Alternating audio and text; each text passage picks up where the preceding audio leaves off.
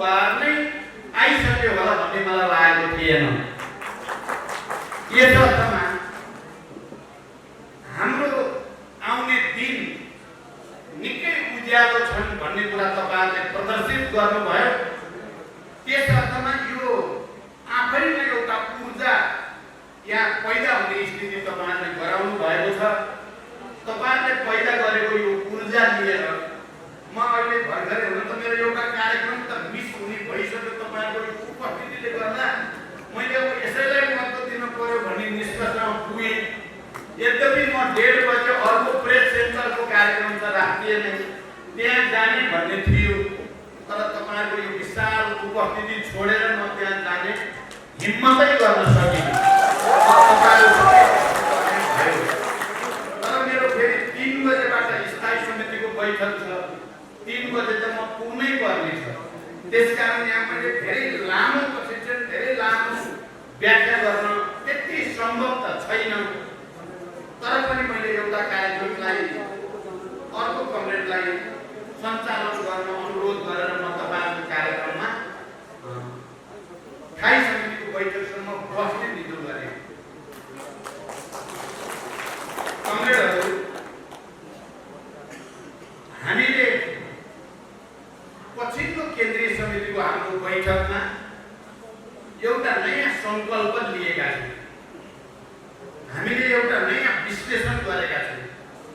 अब समाजवादी आन्दोलनको निम्ति, समाजवादी क्रान्तिको निम्ति आवश्यक पर्ने पार्टी निर्माणतिर अगाडि जाने, अरूभन्दा भिन्न विचारको हिसाबले, राजनैतिक कार्यदिशाको हिसाबले, संगठनात्मक संरचनाको हिसाबले, कार्यशैलीको हिसाबले, हाम्रो स्पिरिटको हिसाबले हामी एउटा क्रान्तिकारी कम्युनिस्टकै रूपमा गइराख्ने या अन्य बुर्जुवा पार्टीहरू जस्तै, अरू अवसरवादी पार्टीहरू जस्तै बिस्तारै बिस्तारै विचारबाट पनि स्खलित हुँदै जाने, कार्यशैलीमा पनि ढिलाढाला हुँदै जाने र हामी बिस्तारै बिस्तारै निजी स्वार्थतिर उत्प्रेरित हुँदै जाने, सामूहिक स्वार्थ र सामाजिक रूपान्तरणको कामलाई बिस्तारै बिस्तारै सहायक एजेन्डामा धकेल्दै जाने भन्ने एउटा ठुलो प्रश्न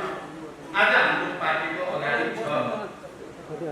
तपाईहरु सबैलाई थाहा छ, हामीले कम्युनिस्ट आन्दोलनलाई अगाडि बढाउने क्रममा जहिले पनि एउटा निश्चित अवधिसम्म सुधार, निरन्तरतामा काम गर्ने र एउटा निश्चित बिन्दुमा पुगेपछि त्यहाँ क्रम भङ्ग गर्ने र नयाँ प्रक्रियाको सुरुवात गर्ने यो काम हाम्रो पार्टीले र हाम्रो आन्दोलनले गर्दै आएको छ। र हामी माओवादीहरूको एउटा वैचारिक विशेषता र माओवादी पार्टीको एउटा चरित्र जस्तै बनेको छ। चाहे त्यो 46 सालको ऐतिहासिक जनआन्दोलन पछि हामीले गरेको एकताको प्रयासको कुरा हो, चाहे त्यो 52 सालमा जनयुद्धको ऐतिहासिक पहल कदमी गर्ने निर्णयको कुरा हो, चाहे त्यो 63 मा शान्ति सम्झौताका निम्ति गरिने पहल कदमीको कुरा हो, अनि पार्टी एकताका अन्य प्रक्रिया हुँदै अन्ततः हामीले फेरि नेपालमा एउटा विशाल कम्युनिस्ट आन्दोलन तयार पार्ने, एउटा शक्तिशाली कम्युनिस्ट पार्टी तयार पार्ने उद्देश्यका साथ हामीले गरेको नेपाल कम्युनिस्ट पार्टी नेकपा बनाउने पहल हो।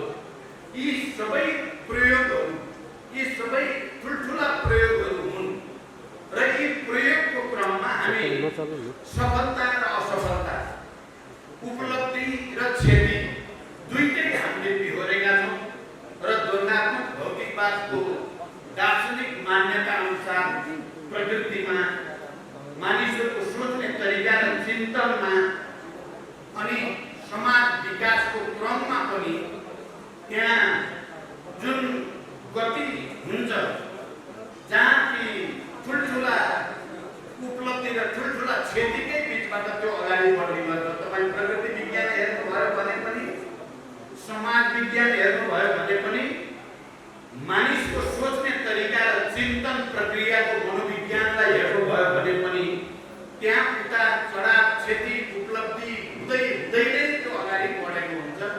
हाम्रो पार्टी पनि त्यसरी नै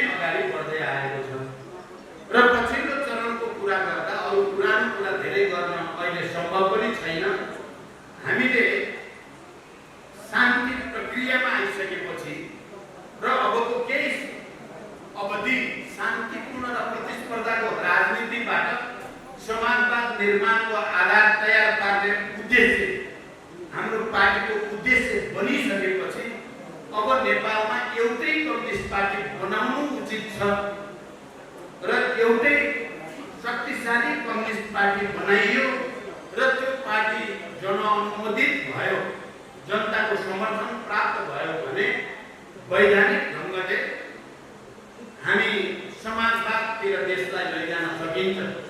हामीले दशकौंसम्म कम्युनिस्ट पार्टीको नेतृत्वमा सरकार बनाउन सकिन्छ भन्ने सपना देख्यौँ। हामीले त्यो सपना देख्यौँ र हामीले त्यति बेला के भन्यौँ भने हामी वाम गठबन्धन गर्दै पार्टी एकतामा जाँदा अन्ततः त्यो पार्टीलाई हामी क्रान्तिकारी मार्क्सवादी तरिकाले नै नेतृत्व गर्न सक्छौँ। त्यहाँभित्र भएका इमानदार कम्युनिस्टहरूको विश्वास जितेर त्यसको नेतृत्व पनि क्रान्तिकारी लाइनतिरै अगाडि बढाउन सकिन्छ र त्यसको नेतृत्व पनि सही विचारमा नै लिएर जान सकिन्छ भन्ने हामीले विश्वास गर्यौँ। म यसको पनि लामो व्याख्या त अहिले गर्न चाहन्न र हामीले त्यसो गर्यौँ र त्यसको प्रस्तावक हामी नै भयौँ। जसरी म आज तपाईहरुसँग उभिएर यो प्रशिक्षणमा कुरा गर्दै गर्दा हिजो एकता केन्द्र निर्माण 46 सालको आन्दोलनपछि विभिन्न माओवादी कम्युनिस्ट पार्टीहरूलाई एकताबद्ध गर्ने कुराको म प्रस्तावक थिएँ। त्यसमा लामाजी, निर्मल लामाजीले नेतृत्व गरेको पार्टीदेखि मोहन विक्रमजीले नेतृत्व गरेको पार्टी, रूपलाल विश्वकर्माले नेतृत्व गरेको पार्टीदेखि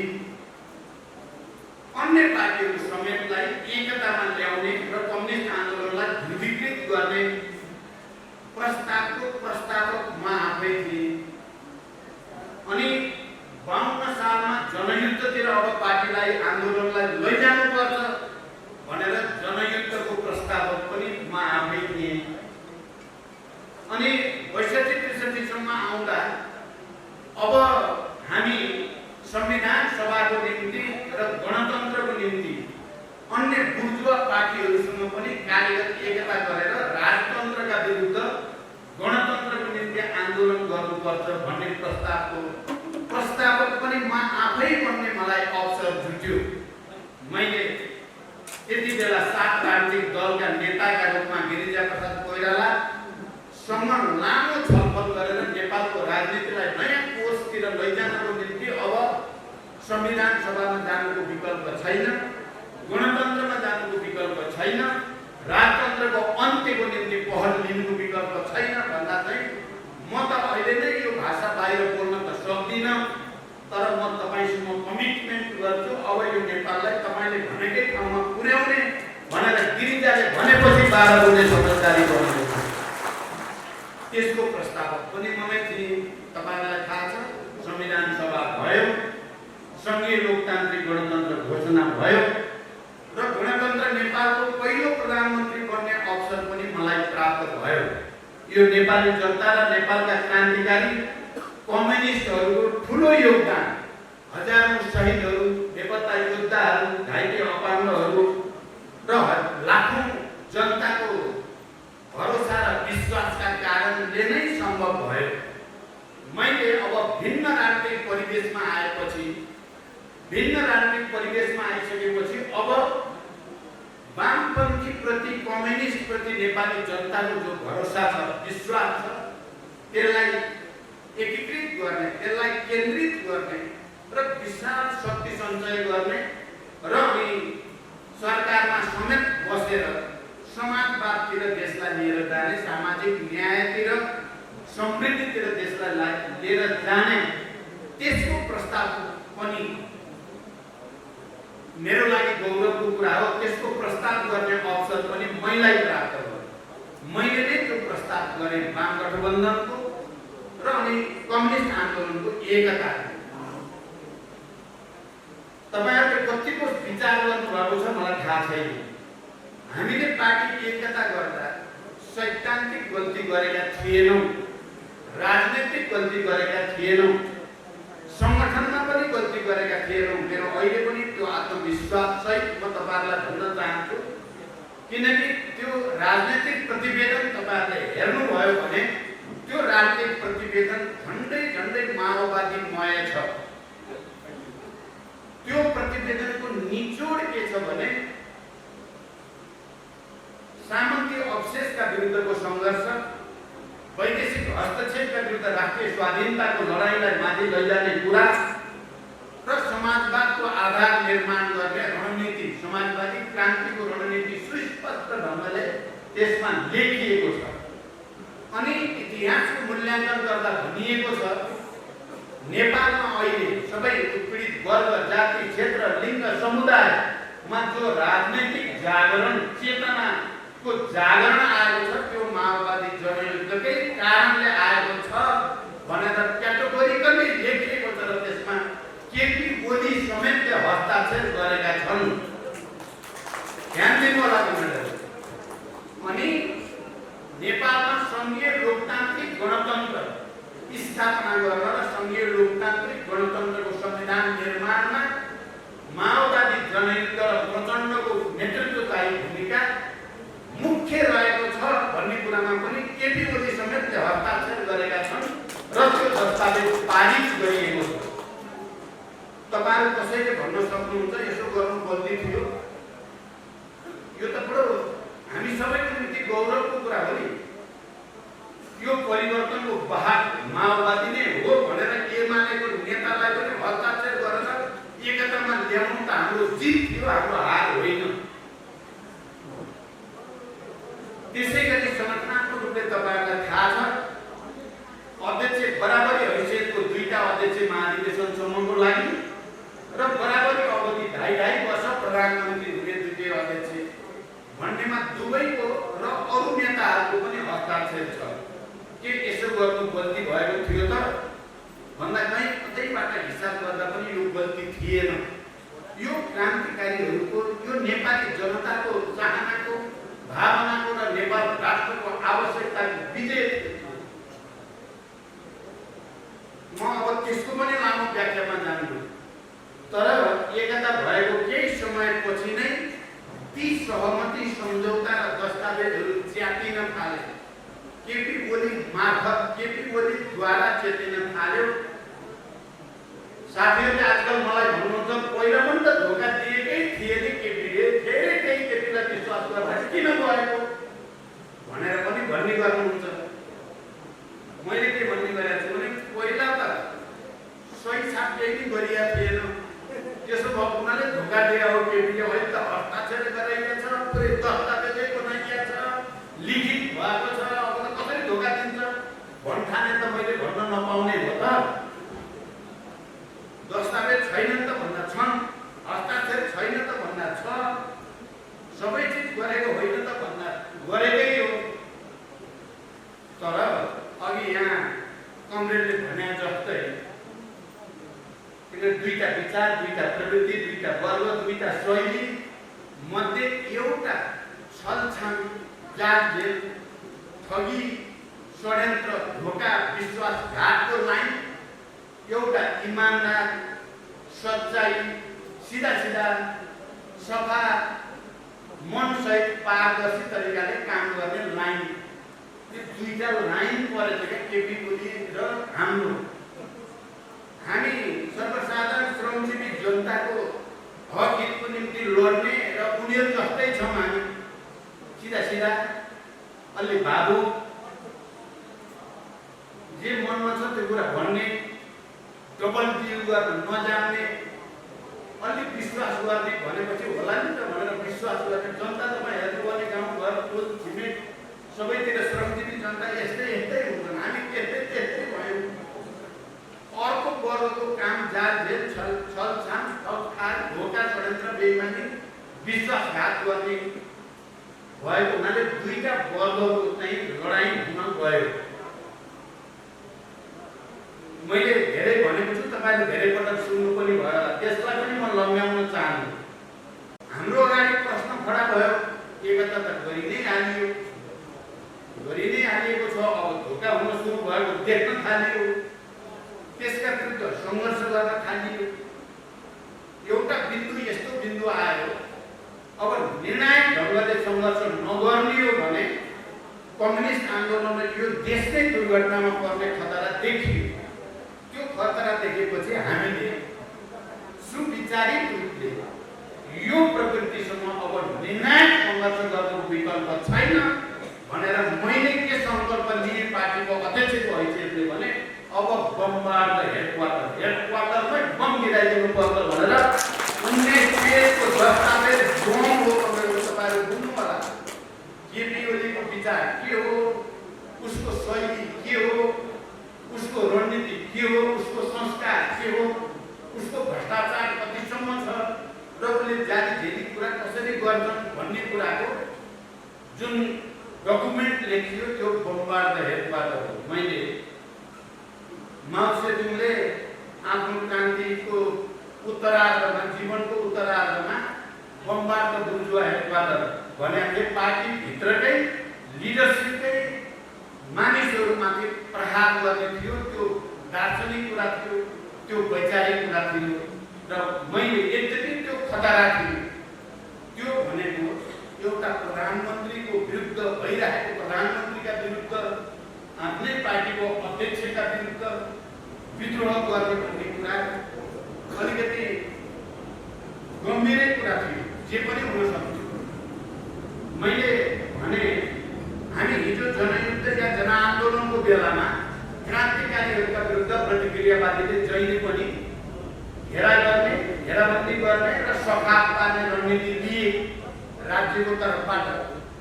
हामीले जहिले पनि घेरा तोड्ने र प्रतिरोध गर्ने रणनीति लियौँ। युद्धको बेला त यो बडो सजिलो बुझिने भाषामा थियो, तर अहिले शान्तिकालमा बल्ल लडाइँको हिसाबले हेऱ्यो भने अहिले पनि प्रतिक्रियावादीहरू चाहे त्यो कम्युनिस्ट भेषमा हुन् या अरू कुनै भेषमा प्रतिक्रियावादी नै छन्, क्रान्तिकारी नै छन्। प्रतिक्रियावादीले अहिले पनि माओवादीहरूलाई घेरा हाल्ने र सखाप पार्ने रणनीति अपनाएका छन् र हामीले फेरि उनीहरूलाई घेरा तोड्ने र प्रतिरोध गर्ने रणनीति हामीले अहिले पनि अपनाइराखेका छौँ। र गत सालदेखि अहिलेसम्मको तपाईँहरू हेर्नुभयो भने प्रतिनिधि सभाको पहिलो विघटन अनि त्यसका विरुद्ध हामीले जनताको साथमा दिएको विद्रोह अनि दोस्रो विघटन, त्यसपछि फेरि त्यो घेरा तोड्नको लागि हामीले गरेको मोर्चाबन्दी 5 दलीय गठबन्धन र अनि फेरि नयाँ सरकार, यो सबै त्यही पुरानै रणनीतिको निरन्तरता हो। खालि अहिले हतियार चलाइएको छैन, मान्छेलाई मार्ने र मर्ने क्रम चाहिँ छैन, तर लडाइँ उही छ। तपाईँहरूलाई थाहा छ माओ सेतुङले युद्ध र राजनीतिको बारेमा संश्लेषण गर्दा भन्नुभएको थियो, युद्ध भनेको रक्तपातपूर्ण राजनीति हो, राजनीति भनेको रक्तपातहीन युद्ध हो। यो बडो चाहिँ डायलेक्टिकल छ, बडो द्वन्द्वात्मक छ र सही वैज्ञानिक छ। हामी अहिले रक्तपातहीन युद्धमा छौँ।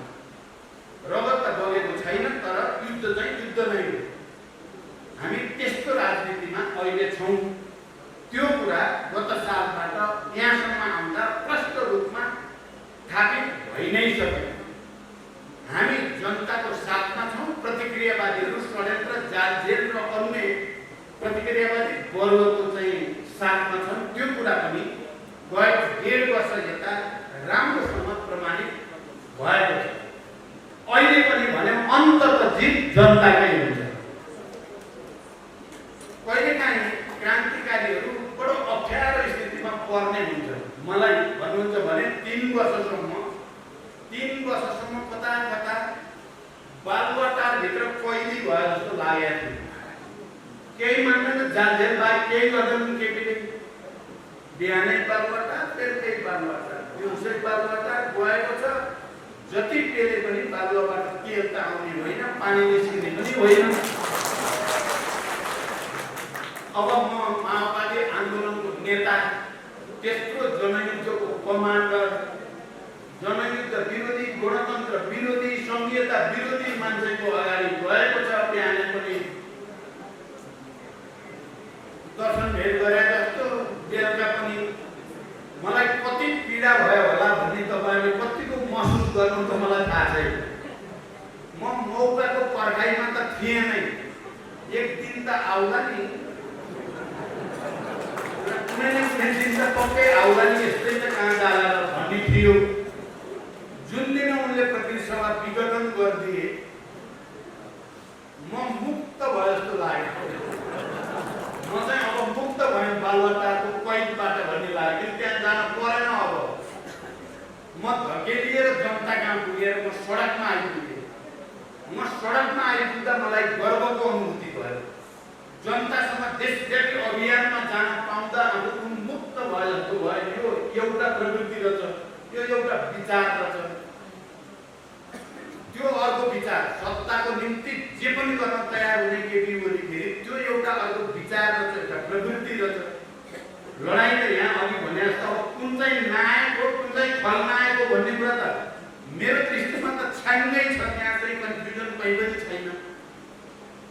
तर फेरि पनि कहिलेकाहीँ खलनायकले पनि मान्छेलाई काफी भ्रम चाहिँ दिन्छ। खलनायक भनेको भ्रमै नदिने होइन। तपाईँ हामी उपन्यास पढ्दा होस्, फिल्म हेर्दा होस्, खलनायकले जिते क्यारे बनाउँछ। खलनायकले जिताएको छ क्या, हिरोहरू चाहिँ अलि सोझो लाटो यो हार्छ क्यारे भने जस्तो देखिन्छ। मान्छेलाई भ्रम पर्छ। प्रेमिकालाई सित खलनायकले राम्रै भ्रममा पार्छ। राम्रै भ्रममा पारेर यसले मलाई धोका दियो भन्ने पार्नु बिचरा त्यो क्लियर गर्न त्यसले धेरै नै मेहनत गर्नुपर्ने स्थिति आउँछ। अनि अन्तिममा गएपछि चाहिँ फेरि नायक नै हुन्छ, खलनायक नै हुन्छ। त्यो पहिलो विघटन, दोस्रो विघटन र त्यसका विरुद्ध आन्दोलनको क्रियाकलापले त्यो कुरा प्रमाणित भयो। अहिले एकचोटि फेरि जनतामा उनीहरूले बनाउन के खोजेका थिए पोहोर परारदेखि भने अब माओवादी आन्दोलन सिद्धियो, प्रचण्डको पनि अब कुनै भविष्य छैन, सिद्धियो, त्यो कुरा टाक्री भइसक्यो। उसले अब देशको राजनीतिमा केन्द्रीय भूमिका अब प्रचण्डको छैन भनाउन निकै बल गरियो। म त्यसको सबै कथा व्यथा त अहिले भन्न सक्दिनँ। धेरै कथा व्यथा छन् त्यो भित्र। सिद्धियो भन्छन्, सिद्धियो त प्रतिक्रियावादीले भन्ने, विदेशी शक्तिहरूले भन्ने, हिजोका दरबारीहरूले भन्ने, सामन्तहरूले, पञ्चहरूले भन्ने कुरा त भनिराखेकै कुरा हो।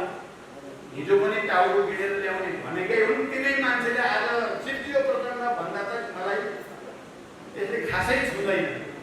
यिनले त उहिले सिद्ध्याएका हुन्। 1000 चोटि सिद्ध्याए, तर 1000 चोटि हामी फेरि जितेर आएको छौँ। तर जब ती प्रतिक्रियावादले भनेको कुराले आफ्नै साथीहरूलाई पनि होक्यारे भन्ने पर्दै जान्छ अनि पीडा त्यहाँ हुँदो रहेछ।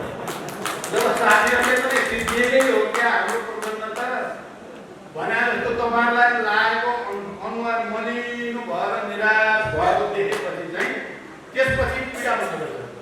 साथीहरूलाई पनि भ्रम दिइसके भिलेनहरूले त खलनायकहरूले त भन्ने लाग्छ। प्रेमिकालाई पनि लान लागिसक्यो भनेपछि त्यति बेला चाहिँ सबभन्दा बढी पीडा हुने बेला हुँदो रहेछ। तर अहिले यहाँ आउँदा चाहिँ म फेरि खुसी छु। आन्दोलनको बेला सडकमा गइसकेपछि सुते भनेका साथीहरू पनि उठेर सडकमा फर्केर आए। निराश भए भनिएका जनता फेरि लाखौंको संख्यामा सडकमा आए। हाम्रै अपिलमा, हाम्रै सक्रियतामा र हामीले भन्यौँ यो एउटा नयाँ प्रकारको जनयुद्ध फेरि सुरु भयो। हामी जेल जान परे पनि तयार, मेल खान परे पनि तयार, मृत्युवरण गर्न पनि तयार, तर प्रतिक्रान्तिकारी षड्यन्त्र स्वीकार गरिने छैन भनेर हामीले उद्घोष गरेको त्यसमा लाखौं करोड जनताको साथ भयो। र अहिले आजभोलि म थुप्रै विदेशी कूटनीतिज्ञहरूसँग पनि बिहानदेखि बेलुकासम्म मेरो कुरा भइरहेको छ। देशभित्रका बुद्धिजीवी, नागरिक आन्दोलनको अगुवा, पत्रकार सबैसँग कुरा भइरहेको छ। पार्टीका पनि देशभरिका साथीहरूसँग पनि कुरा भइरहेको छ। आजभोलि फेरि साथीहरूले सबैले र कूटनीतिज्ञ सबैले पनि देशको हिरो भनेको माओवादी पार्टी नै हो, प्रचण्ड नै हो भनेर हिजो म प्रचण्ड पथको प्रवर्तक भनिए म माओवादी कालमा, कहीँ कतै आलोचना मेरो पार्टीभित्र हुँदैन थियो। म कहिलेकाहीँ डराउँदिनँ, यस्तो त यति साह्रै त हुन्न, म त सामान्य मान्छे हो, मेरा पनि कमजोरी छन्। साथीहरूले त मलाई जतिबित्ती महान भन्नुभएको छ, यति महान त म होइन भन्ने लाग्छ क्या मलाई। अलिक बढी बढी भनेर बिग्रिन्छ भन्ने डर पनि लाग्छ। तर त्यसो भन्दाखेरि त्यसले फेरि क्रान्तिलाई त धेरै माथि माथि लगिराखेकै थियो। शान्ति प्रक्रियामा आइसकेपछि जब पार्टीमा विभाजन सुरु भयो, गाली यति धेरै खाएँ मैले, यति धेरै पार्टीभित्रैबाट। ल बिग्रियो, सिद्धियो, दक्षिणपन्थी भयो, दलालसँग गएर मिल्यो, राष्ट्रघाती भयो, के आत्मसमर्पण गर्यो भनेर अब तिनै साथीहरू जसले हिजो महान भनेर लेखेका थिए दस्तावेज, किताब, लेख, अन्तर्वार्ता, तिनै साथीहरूले यति धेरै गाली गर्न थाले।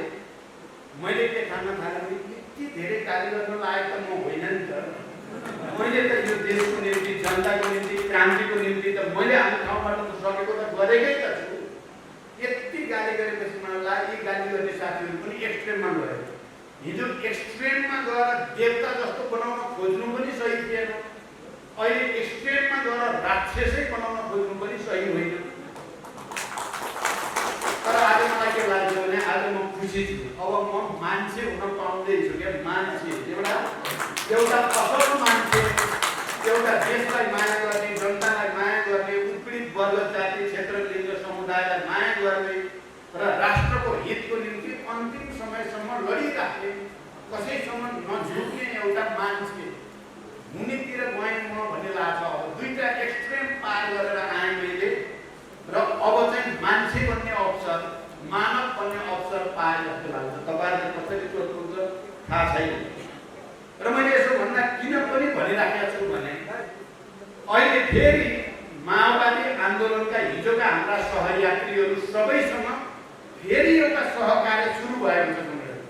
फेरि सहकार्य, किरणजीसँग सहकार्य, बाबुराम उपेन्द्रजीहरूसँग सहकार्य, विप्लवजीसँग सहकार्य। हिजो विप्लवजीको समेत एउटा पार्टीको साथीहरूसँग एउटा कार्यक्रम थियो, हिजो एउटा पुस्तक विमोचन।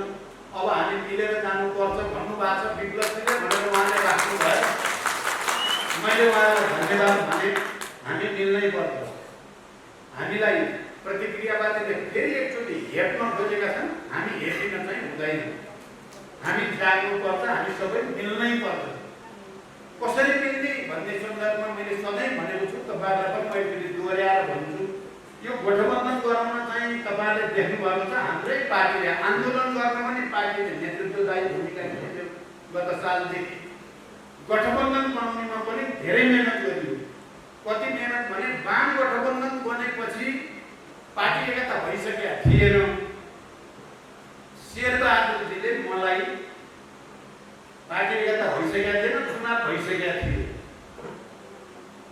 मलाई भन्नुभयो 5 वर्षमै तपाईँ प्रधानमन्त्री हुनुहोस्, हामी फ्लोरमा बसेर समर्थन गर्छौँ तपाईँलाई, लिखित गरेर तपाईँ प्रधानमन्त्री 5 वर्ष हुनुहोस् र तपाईँले सोचे जस्तो गरी नेपाल हाँक्नुहोस् भन्नुभएकै थियो।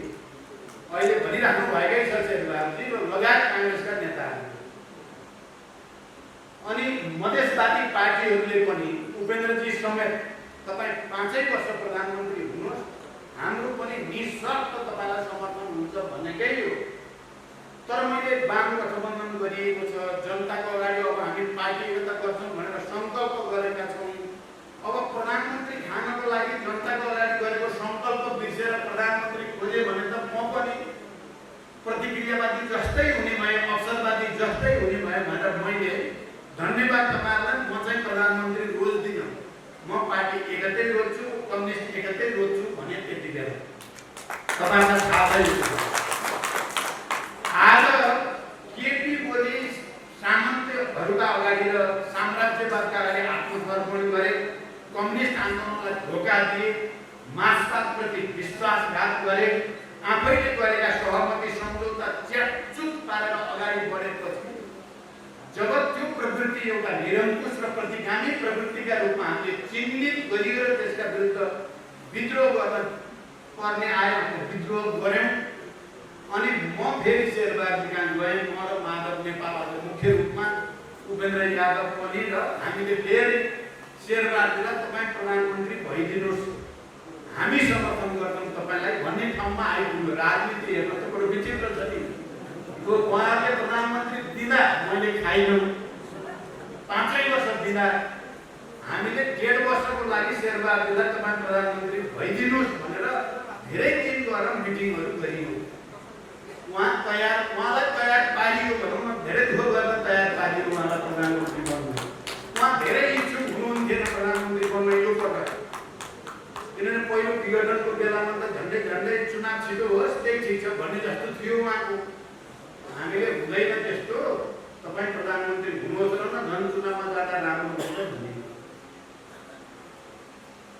त्यो गठबन्धन बनाउने बेलामा एउटा ठुलो बैठक भएको थियो, प्रमुख नेताहरू सबैले मलाई सोध्नुभयो, तपाईँले केपी ओलीसँग एकता गरेर के पाउनुभयो, के फाइदा भयो तपाईँलाई भनेर सबै शीर्ष नेताहरू। मैले त्यहाँ लामो जवाब दिने पनि कसरी दिने, मैले भने ज्ञान प्राप्त गरेँ मैले। अब मैले ठुलै ज्ञान प्राप्त गरेको छु। अब यो ज्ञान सबैलाई फाइदाजनक छ, लिन चाह्यो भने, लिन चाहनु भएन भने त तपाईँहरूलाई नै क्षति हुन्छ। मैले ज्ञान प्राप्त गरेर त शेरबहादुरलाई प्रधानमन्त्री प्रस्ताव गर्न आएँ। अहिले म माओवादी पार्टीका साथीहरूलाई भन्ने गरेको छु, हामी सबै ज्ञानी भएर कुरा गर्नु। फिरती पनि ज्ञानी हुनुभएको छ, विप्लवजी पनि ज्ञानी हुनुभएको छ, बाबुरामले पनि ज्ञानी हुनुभएको छ, म पनि ज्ञानी भएको छु। हामी सबै ज्ञानी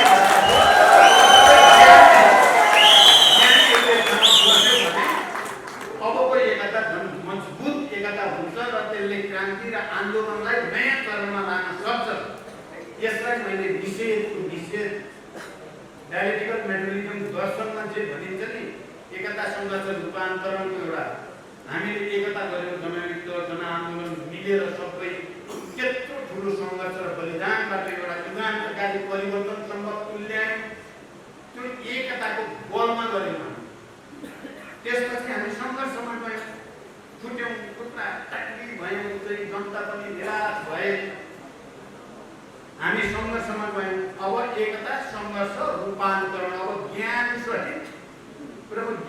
सहित हामी फेरि नयाँ एकतामा आउँदैछौँ र अब यो एकता बलियो हुन्छ। यो विज्ञान भनेको मैले कुरा बोल्नु हो। एङ्गेल्सले जसरी थियोरी अफ खण्डन भन्ने दार्शनिक रचनामा या प्रकृतिको द्वन्द्वात्मकता भन्ने रचनामा भन्नुभएको छ नि, मकैको उदाहरण दिँदै हामी मकैको दाना रोप्छौँ माटोमा, त्यो दाना चाहिँ बाट बिरुवा उम्रिन्छ, दाना सिद्धिन्छ,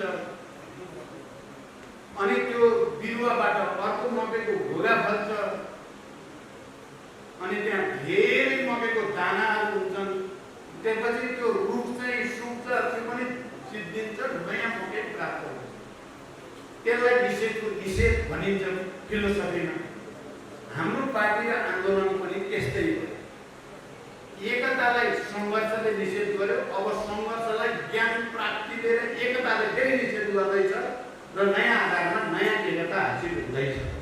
अहिले हामी त्यही प्रक्रियामा छौँ र केन्द्रीय समितिमा हामीले जे सङ्कल्प गऱ्यौँ, हामीले फेरि कम्युनिस्ट आन्दोलनको एकताको झन्डा चाहिँ हामीले झुक्न दिन हुँदैन। हामीले यो देशका सबै वर्ग जाति क्षेत्र समुदायको एकताको झन्डा, राष्ट्रिय एकताको झन्डा पनि हामीले झुक्न दिन हुँदैन। हामीले आम नेपाली जनताको एकताको झन्डा पनि हामीले झुक्न दिन हुँदैन। त्यसकारण एकताको झन्डा उठाउने चाहिँ हामी क्रान्तिकारी कम्युनिस्टहरूको ऐतिहासिक जिम्मेवारी हो भनेका छौँ र हामी त्यता लागेका छौँ। तर हामी मात्रै लागेका छौँ, हामी माओवादी क्रान्तिकारी वा एमाले भित्रका पनि अलिकति वैचारिक राजनीतिक र संगठनात्मक रूपले चल्न चाहने साथीहरू, सायद तपाईँले आज बिहान झल्लाको अन्तर्वार्ता हेर्न पाउनुभयो कि भएन, उहाँले बडो राम्रोसँग व्याख्या गर्नुभएको छ। केपी ओली प्रवृत्ति के चिज हो, हामीले किन लड्यौँ भन्ने बारेमा एकीकृत समाजवादी बनेको छ र हामी एउटा गहिरो सहकार्यतिर अगाडि बढिरहेका छौँ। यो सबैबाट हामी कम्युनिस्ट आन्दोलनको एकताको झन्डा उठाएका छौँ। तर हामी जनतासँग एकाकार हुने, हाम्रा शहीद परिवार, बेपत्ता योद्धा परिवार, घाइते अपाङ्ग र हामीलाई हिजो दुःखको बेलामा साथ दिने आम नेपाली जनता, श्रमजीवी नेपाली जनतासँग एकाकार हुने भनेका थिए। फर्केर अब आत्मा समीक्षा गर्दै आत्मालोचना गर्दै जनताको घर दैलोमा टोल टोलमा घर घरमा पुग्ने योजना बनाएका छौँ। र हामीले तल सदस्यता वितरणदेखि नवीकरणदेखि पोल र तपाईँको सेल पुनर्गठनदेखि वडा सम्मेलन, पालिका सम्मेलन, प्रदेश सम्मेलन र राष्ट्रिय सम्मेलनको कार्यक्रम बनाएका थिए। यही कार्यक्रमको सिलसिलामा यो भेला पनि तपाईँहरूको भइरहेको छ र हामीले आफ्नै खुट्टामा उभिने, आफ्नै संगठनलाई बलियो पार्ने, आफ्नै जनआधारलाई सुदृढ गर्ने र फर्केर फेरि एउटा लहर सृष्टि गर्ने हामीले कन्फिडेन्टली भन्न पर्यो। यो बिचमा हामी कहीँ न कहीँ वैचारिक ढङ्गले पनि कन्फ्युज, अलिअलि निराश, अलिअलि व्यक्तिगत स्वार्थ, पद प्रतिष्ठाको निम्ति प्रतिस्पर्धा गर्ने खालका हामी भएकै छौँ।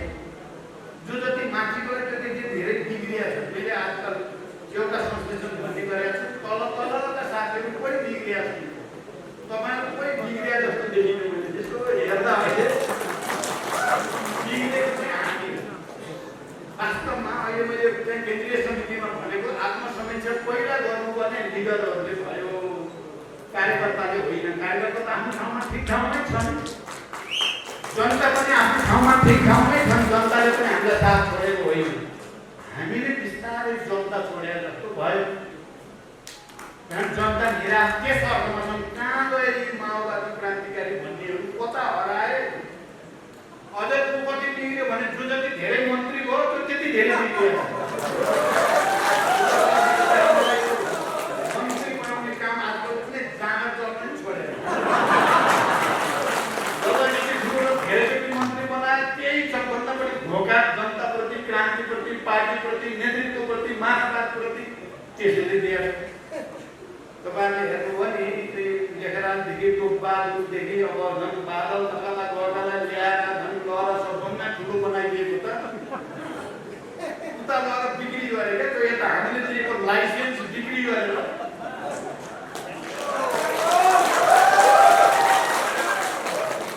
अब विधायक अधिवेशनको जिम्मा के सुन्दानी बनाउनु भएको। तर यो अनौठो होइन। तपाईँहरू मैले भन्न खोजेको अर्कै कुरा छ। त्यो कुरा के हो भने प्रतिक्रियावादीहरू पहिलो विघटन, दोस्रो विघटनमा असफलता भए, प्रतिक्रान्ति गर्ने षड्यन्त्र त असफलता भयो, तर उनीहरूले हार मानिसकेका छैनन्। हामीले ब्याटल त जित्यो तर वार जितिसकेका छैन। हामीले युद्ध जितिसकेका होइन, ब्याटल जितेको एउटा। उनीहरूले युद्ध हारेको होइन, ब्याटल हारेको एउटा। त्यसकारण लडाइँ जारी छ भनेर बुझ्न जरुरी छ।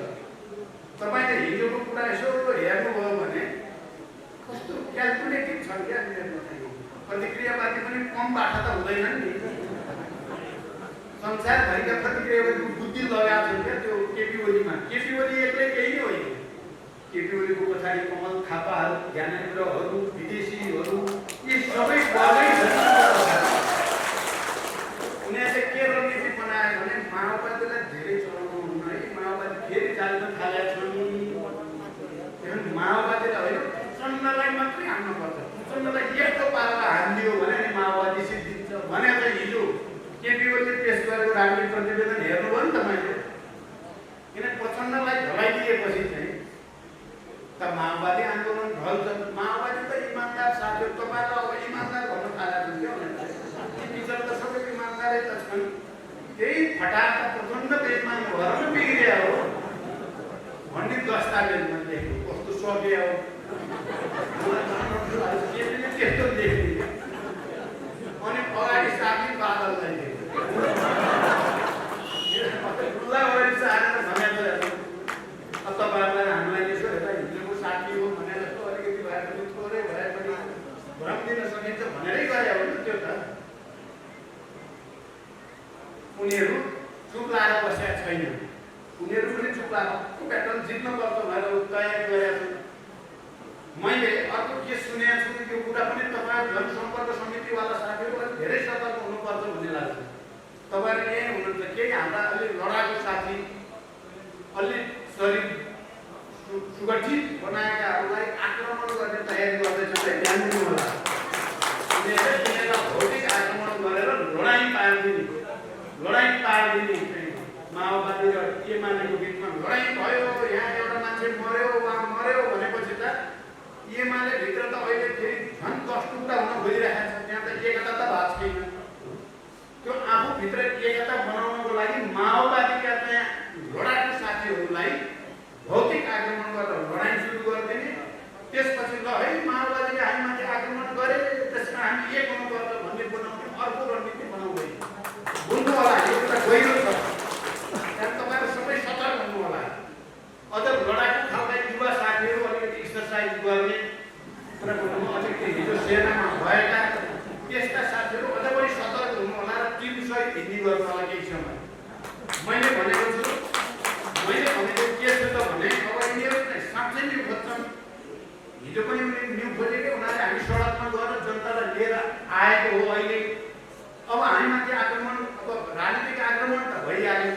प्रचण्डलाई सिद्ध्याउने चाहिँ अब 2 चोटि प्रधानमन्त्री मैले बनाएँ, 2 चोटि नै। पहिलोचोटि बजेट आउनुको भोलिपल्ट प्रचण्डलाई प्रधानमन्त्री बनाउँछु भनेर माधव, झलनाथ, वामदेव लगायत सबै लिडरको अगाडि भने हो पहिलोचोटि।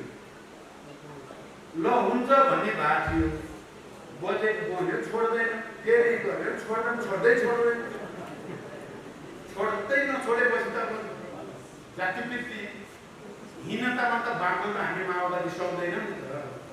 हाम्रो जातै अर्कै जमदार जस्तै हो नि त हामी त। अनि मैले निमै खोजेर त भनेर अनि फेरि शेरबहादुरसँग मिलेर त्यहाँबाट गलत आएपछि गलत दिएको हो त्यति बेला। अहिले पनि प्रधानमन्त्री बनाइयो, सारा चाहिँ पालो प्रधानमन्त्री अध्यक्ष भनियो, उनले मानेन। तर झापा गएर भन्छन् प्रचण्डले धोका दियो मलाई। अब यो के सुन्न पर्यो, के देख्नु पर्यो भन्ने मलाई त लाग्यो भने धोका कसले दियो, धोकेबाज हो भन्ने कुरा। पटक धोका उनले दिने, अनि फेरि आरोप यता लगाउने। यो चाहिँ बुर्जुवाहरूको तरिका हो। उनीहरूले बडो मिठो विज्ञापन गर्ने, राम्रो विज्ञापन गर्ने कुरा गर्नुपर्छ। विज्ञापन हेर्दा हेर्दै त्यो सामान किनौँ जस्तो बनाउने, तर सामान खतम भएको हुन्छ, त्यहाँभित्र मिठै हुन्छ त्यस्तो राख्ने।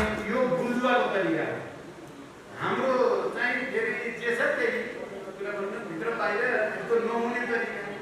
हाम्रो हुनुपर्ने के हो भने के अरे लेबर पनि विज्ञापन पनि राम्रै हुने, चिज पनि राम्रो हुनुपर्ने हो। हामी कम्युनिस्टको हाम्रो नपुगेको के छ भने हाम्रो चिज त हाम्रो राम्रो हुन्छ, भित्री तत्त्वता रूप चाहिँ हामी राम्रो बनाउनुतिर ध्यान दिन्नौँ।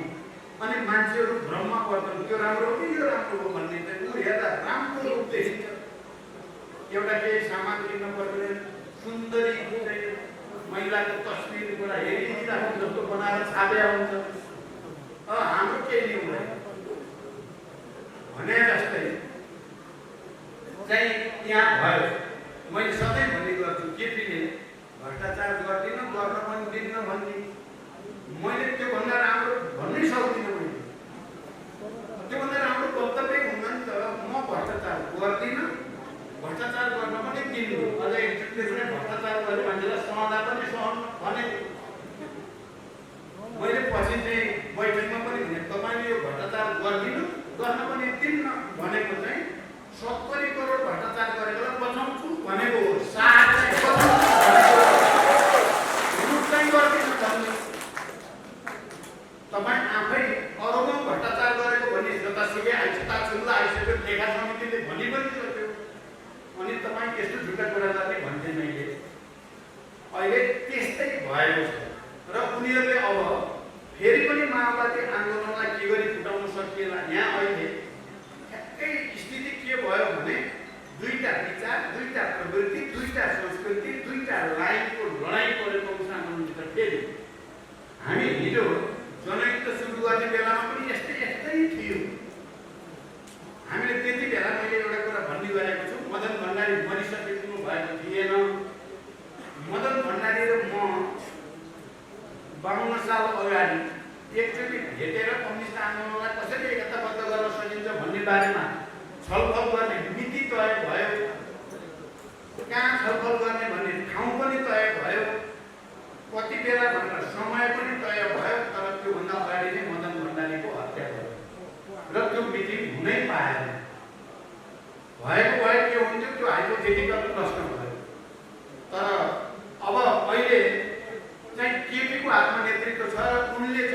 फेरि एकचोटि माओवादीलाई सखाप पार्ने रणनीति भनेका छन्। माओवादीलाई सखाप पारिन्छ अर्को चुनावमा भनेका छन्।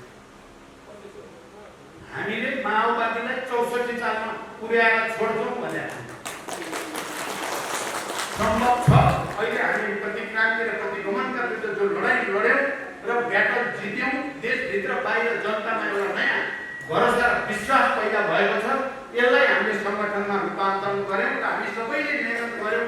आउने 1-1.5 वर्ष भने हामी फेरि 1 नम्बर पार्टी बन्ने पुरै सम्भावना छ। हामी बन्नै पर्छ। हामी बनेनौँ भने देश बर्बाद हुने स्थिति। म तपाईँहरूलाई यो विशेष रूपले अपिल पनि गर्न चाहन्छु। हामी मात्रै हार्दैनौँ, देशै हार्ने स्थिति छ। अहिले माओवादीको हात यस्तो भयो कि हामीले छोडिदिने बित्तिकै देश दुर्घटनामा जाने र देशै खतरामा पर्ने स्थिति छ। त्यसकारण देशको रक्षाको निम्ति, लोकतन्त्रको रक्षाको निम्ति हामी 1 नम्बर हुनै पर्छ। केपीले 6000 को चाहिँ विधानमा अधिवेशन संसारमै नभएको गरेर भिड जम्मा गरेर म 1 नम्बर हुन्छु भनेका छन्। हामीले क्रान्तिको पक्षमा, राष्ट्रको पक्षमा फेरि एकचोटि सम्पूर्ण क्रान्तिकारीहरू एकजुट भएर 64 मा पुर्याउने कुरा गरेका छौँ। गौरव मैले सकेँ अब दिन पनि गर्नलाई म हिँड्नुपर्ने भयो। कसरी त भन्दा हामीले 64 मा जनयुद्धको राप्ता पनि थियो, हाम्रो पैसियर थियो, हाम्रा युवा विद्यार्थीहरू, महिला किसान, हामी सबै थियौँ वैचारिक ढङ्गले। अहिले पनि रक्षात्मक जस्तो बनेको अवस्था छ र मैले के भनेको छु भने हामी जाने चाहिँ होइन, हामी भूमिगत जाने पनि होइन, हामीले हिंसामा जाने पनि होइन, हामी शान्तिपूर्ण ढङ्गले जाने हो। तर हामी माथि जाई लाग्न आउँछन् भने ईदको जवाब पत्थरले दिने नै हो। म तपाईँहरू सबैलाई हामी आक्रमक ढङ्गले जानुपर्छ। जो लडाकु साथीहरूलाई उनले भौतिक आक्रमण गर्ने कोसिस गरेका छन्, उनीहरूले छौँ पैसालाई एकजनालाई मात्रै छोयो मात्रै भने हामीले देशैभरि त्यसको प्रतिवाद त्यो तयारी गरिएर चुनाव जितिँदैन। यी कोही भनेको बाकस आफ्नै पार्टीभित्रको चुनावमा त बाकस फेर्ने सबै मतपत्र चाहिँ फेर्ने मान्छेहरू हुन्। यिनीहरूको हातमा पावर भयो भने यिनीहरूले अनेक जाल झेल षड्यन्त्र पाए केही नै गर्दैन। ती जाली झेलीका हात भाग्नु सक्यो भने यिनीहरूले चाहिँ कति मिटर लाएर हाम्रा साथीहरूलाई हेर्छन् र जनतालाई हेर्छन् भने तिमीलाई चाहिँ मुक्का दिएर मात्रै हाल्छ। त्यसो गरेर मैले वाइसिएलको राष्ट्रिय भेलामा, विद्यार्थीहरूको राष्ट्रिय सम्मेलनमा तयार गरेर जानुहोस् भनेको छ। पार्टीमा अब तलैसम्म सङ्गठनलाई पुनर्गठित गर्ने र यी जाली फटाहरू चाहिँ अहिले हामीलाई हेर्न खोजेका छन् नि, तिनको सातो खाने। पहिला कस्तो थियो, आयो माओवादी भनेपछि जाली फटाको थर टुक्रो उठ्थ्यो।